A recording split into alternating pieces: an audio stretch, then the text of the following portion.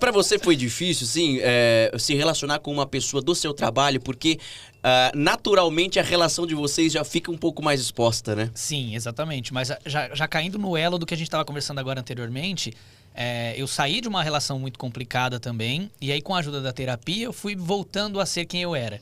Fui me reconhecendo, voltei a ser o Murilo que eu gostava de ser, que era de onde eu tinha me perdido ali num determinado momento. E aí, quando eu estava bem comigo mesmo, é que as coisas foram acontecendo. Foi só quando eu consegui estar bem comigo que eu comecei a observar o meu redor. E aí, quando eu observei o meu redor, vendo um mulherão desse passar por mim, como é que eu não vou reparar? Foi assim, pá! Eu falei, meu Deus. Reparo. Eu olhei, eu falei, meu Deus, mas quem é?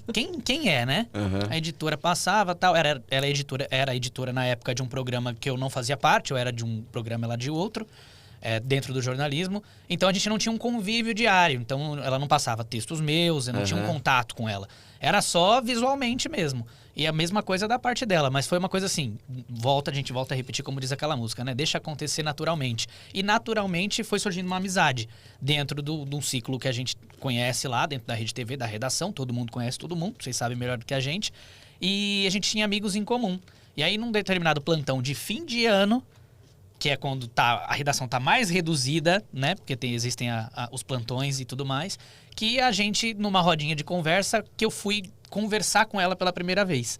E aí, desde então, a gente não parou de se falar mais. Conversa até hoje. Até hoje. Aí cheguei com esse jeito e brinca e fala não sei o que, a galera reunida, eu lá, ele deu uma risada, legal tal. E aí quebrou o gelo, porque vocês me conhecem, mas quem tá assistindo não.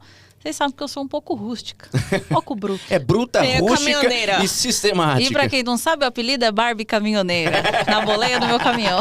Então, trabalhar em TV, né? Acho que você vai entender. É um ambiente, graças a Deus tem mudado, mas é um ambiente muito masculino. Tem muito mais homem do que mulher. Tem mudado, mas ainda assim a proporcionalidade é maior masculino.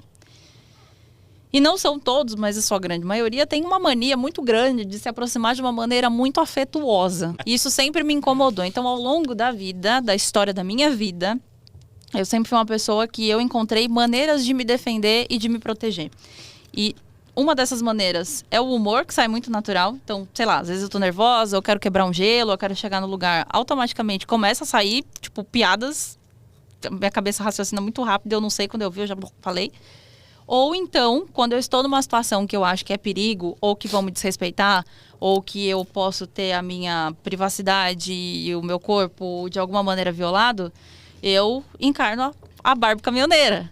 Que as pessoas olham pra minha cara, né? Tipo, indefesa, não sei o quê. Eu já falei, irmão, o que é? Não sei o quê, sabe? Tipo, então, eu andava muito assim porque tinham acontecido episódios com pessoas que tentaram aproximações completamente desagradáveis e que nunca foi meu feitio, jamais me cederia por algo do tipo.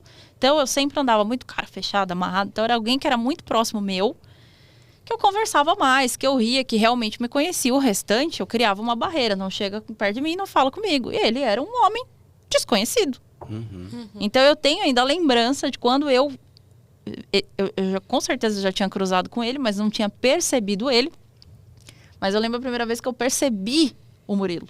O Murilo estava com um terno cinza, uma camisa branca e uma gravata da cor da sua blusa. Nossa! E ele estava sentado na bancada e eu senti... Sabe quando você sente aquela sensação que algo está te... Eu virei, ele estava assim, ó. Com a baba, assim, ó. Me acompanhando. Aí eu virei assim, né? Aí eu virei, olhei assim, eu falei, esse cara tá me medindo, mano, tá me tirando. Ela já ergueu a manga da blusa assim, ó. Claro, com todo respeito. Não fez nada de errado, ele só tava olhando. Mas assim... Mas você com você vestida dessa armadura já Sabe, falou, por que esse cara tá me olhando? Eu vivia. Sabe aquele jeito tímido, né? Aquele jeito assim. Aí eu percebi, eu falei... Aí já na minha cabeça... Aí eu, tipo, cortei. E aí, nesse dia, no plantão... Vocês sabem, jornalista, quem é jornalista tá assistindo sabe como é que é. Aquele plantão, que você tá com aquela dor no coração, fazendo plantão, enquanto todo mundo tá viajando, festejando, ainda mais fim de ano, né? Natal, Ano Novo, uma tristeza. E aí eu cheguei conversando, rindo, falei, cara, eu preciso rir, preciso fazer o plantão ser legal. E ele tava lá no meio, ele rindo. E aí a gente se aproximou e virou amigo.